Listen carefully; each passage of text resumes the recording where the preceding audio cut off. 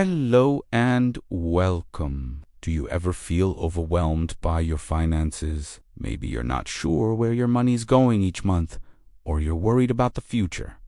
You're not alone. The good news is, taking control of your financial life is not as complicated as it might seem. It's about creating a clear, simple system that works for you. Today, I'm going to walk you through a 7-step guide to organize your finances and build a secure, confident future. This isn't about getting rich quick. It's about creating lasting financial well-being. So, grab a notebook and let's get started on your journey to financial freedom. First up, step 1. Create a realistic budget. This is the absolute foundation of your financial plan. You can plan your future. If you don't know where your money is going right now, a budget isn't about restriction. It's about empowerment.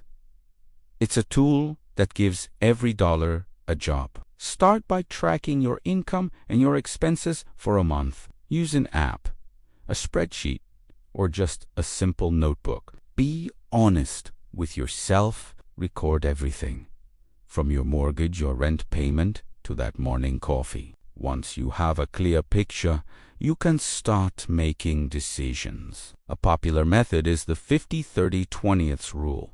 50% of your after-tax income goes to needs like housing and utilities. 30% goes to wants like dining out or hobbies. And 20% goes to savings and debt repayment. This is just a guideline. The key is to create a budget that reflects your life and your goals, and then stick to it. This simple habit is the most powerful first step you can take. Now for step 2, build your emergency fund. Life is unpredictable. A car might break down.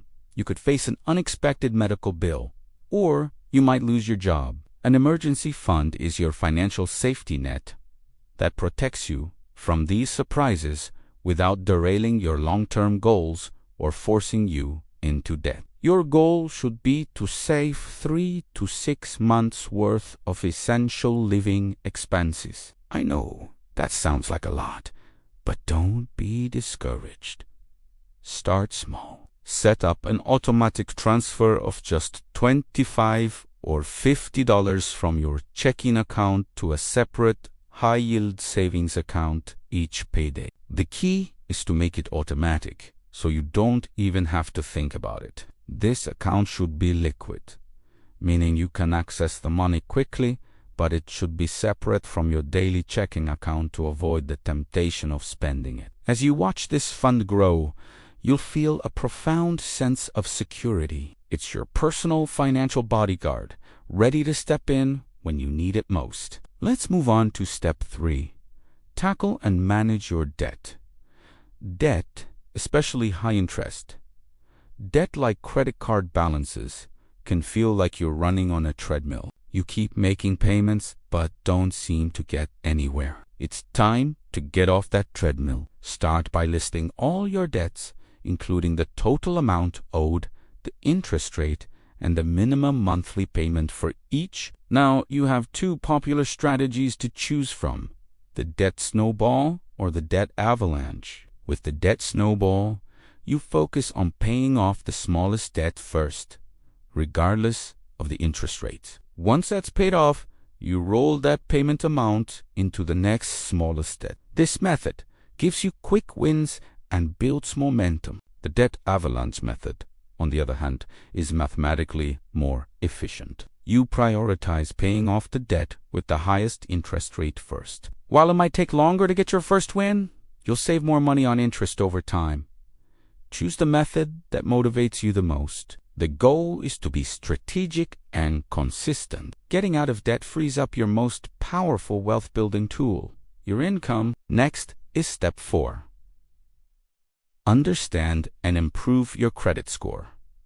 Your credit score is one of the most important numbers in your financial life. It's a 3-digit number that tells lenders how likely you are to repay your debts. A good score can save you thousands of dollars in interest on mortgages, car loans, and credit cards. A bad score can cost you a fortune or even prevent you from getting a loan at all. You can get a free copy of your credit report from each of the 3 major bureau sectors, Experian and TransUnion, every year at annualcreditreport.com. Review it for errors. The main factors that influence your score are your payment history always. Pay your bills on time, your credit utilization, which is the amount of credit you're using compared to your limit, the length of your credit history, the types of credits you have, and new credit inquiries. To improve your score, pay all your bills on time. Keep your credit card balances low, ideally below 30% of your limit, and avoid opening too many new accounts at once. Building good credit is a marathon, not a sprint, but it's a race worth winning. We're at step 5, and this is where things get exciting. Start investing for the future. Savings are for short-term goals and emergencies. Investing is how you build long-term wealth. It's how you make your money work for you, allowing it to grow over time thanks to the power of compounding. If you're new to investing, it can seem intimidating, but it doesn't have to be. A great place to start is with your employer's retirement plan, like a 401k, especially if they offer a company match. That match is free money, and you should contribute at least enough to get the full amount. If you don't have a 401k, consider opening an individual retirement account or IRA. There are traditional IRAs and Roth IRAs, each with different tax advantages. For beginners, low-cost index funds or exchange-traded funds, ETFs, are excellent options. They offer instant diversification by tracking a broad market index, like the S&P. Picking Anthos, you don't need to be an expert stock picker. The most important thing is to start early and be consistent. Time is your greatest asset when it comes to investing. Now for step 6. Plan for major life goals. Your finances aren't just about numbers on a spreadsheet. They're about funding the life you want to live. Do you dream of buying a home, paying for your children's education, retiring early and traveling the world, or maybe starting your own business? Each of these goals requires a specific financial plan. Once you have your budget, emergency fund, and debt under control, you can start earmarking savings for these big milestones. For goals that are 1 to 5 years away, like a down payment for a house, a high-yield savings account, or a certificate of deposit might be appropriate. For longer-term goals, like retirement or college savings for a young child, investing is likely the better path. You can use specific accounts for these goals, like a 529 plan for education savings. The key is to define your goals,